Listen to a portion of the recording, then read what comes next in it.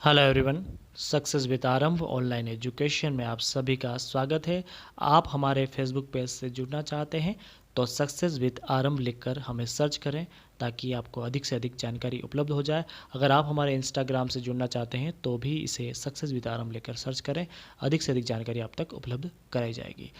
अभी एक important news है कि हमारे द्वारा वेरियस कोर्सेज लॉन्च किए जा रहे हैं, जिसमें RS pre, RS mains, Rajasthan constable, Rajasthan patwari, first grade history, Rajasthan GS module, LDC और जूनियर अकाउंटेंट। अगर आप इनमें से किसी भी कोर्सेज में इंटरेस्टेड हो तो आप हमसे संपर्क कर सकते हैं, इसमें रजिस्ट्रेशन कर सकते हैं। आज का हमारा टॉपिक है अहमदाबाद मिल मजदूर आंदोलन और रॉलेट एक्ट। दोनों ही टॉपिक बहुत इंपॉर्टेंट है इतिहास के दृष्टिकोण से, और कई परीक्षाओं में इससे सीधे प्रश्न आते हैं और इस टॉपिक के लिए हमें तैयारी करनी बहुत इंपॉर्टेंट है। अहमदाबाद मिल मजदूर आंदोलन।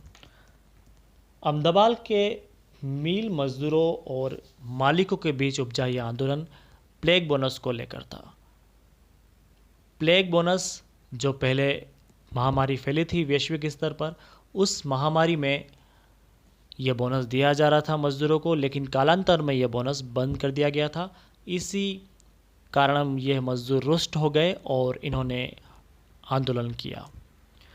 लेकिन मिल के जो मालिक थे वो ये बोनस देने के पक्ष में नहीं थे, तो यह आंदोलन धीरे धीरे उग्र रूप लेने लगा। अहमदाबाद के कलेक्टर थे, उन्होंने गांधी जी से अनुरोध किया कि आप इस आंदोलन में समझौता कराएं, समझाइश कराएं, क्योंकि गांधी जी के बहुत सारे मित्र मिल के मालिक थे। तो कलेक्टर जानते थे कि गांधी जी अच्छी तरह से इस समझौते को अंजाम दे सकते हैं।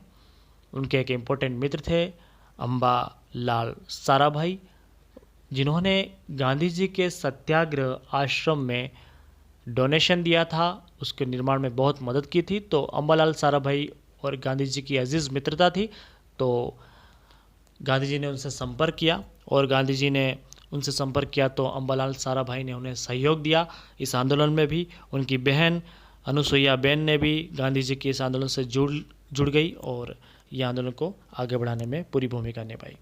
अब बात करते हैं कि ये बोनस कितना देना था और कितना मिला अंतिम में।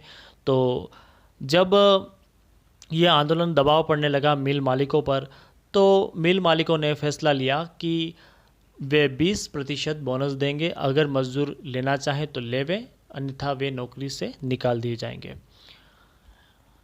ये बात सुनकर मज़दूरों में और थोड़ा सा उग्र हो गए वे, और वे भूख हड़ताल पर बैठ गए। मज़दूरों की वाजिब मांग को ध्यान में रखते हुए गांधी जी ने भी भूख हड़ताल करने का फैसला लिया, और ये भूख हड़ताल के फैसले के बाद सरकार पर दबाव पड़ा तो सरकार ने यह मुकदमा ट्रिब्यूनल में ले गई और ट्रिब्यूनल ने फैसला दिया कि 35% बोनस दिया जाना वाजिब मांग है, और यह देने का आदेश दिया। तो यही था अहमदाबाद मिल मजदूर आंदोलन। अब बात करते हैं रॉलेट एक्ट। रॉलेट एक्ट एक तरह से काला कानून माना जाता है, क्योंकि क्रांतिकारी आतंकवाद जब भारत में फैल रहा था तब ब्रिटिश सरकार को डर सा महसूस होने लगा कि कहीं ये क्रांतिकारी देश की जो सत्ता अपने हाथों में न ले ले। इसलिए उन्होंने उनका कहना था कि मतलब एक ऐसा कानून की ज़रूरत है कि इसे लाना बहुत ज़रूरी है।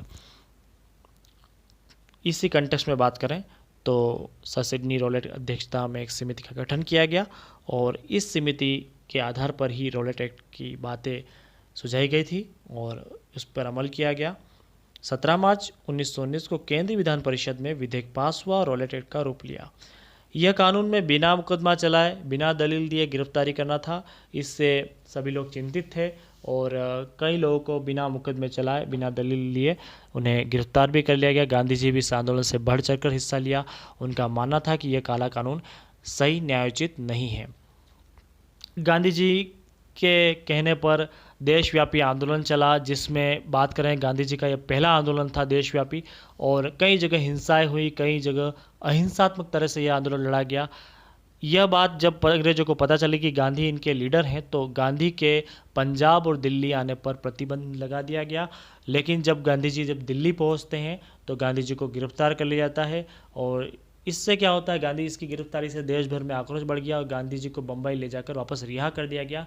रोलेट एक्ट के विरोध के लिए गांधी जी द्वारा स्थापित सत्याग्रह सभा में कुछ लोग भी शामिल थे, और ये सत्याग्रह सभा को क्या थी उसके बारे में जानना बहुत जरूरी है। गांधी जी को जब गिरफ्तार करके वापस बम्बई छोड़ दिया गया तो ये आंदोलन दब गया था। उसके बाद हम बात करते हैं सत्याग्रह सभा की।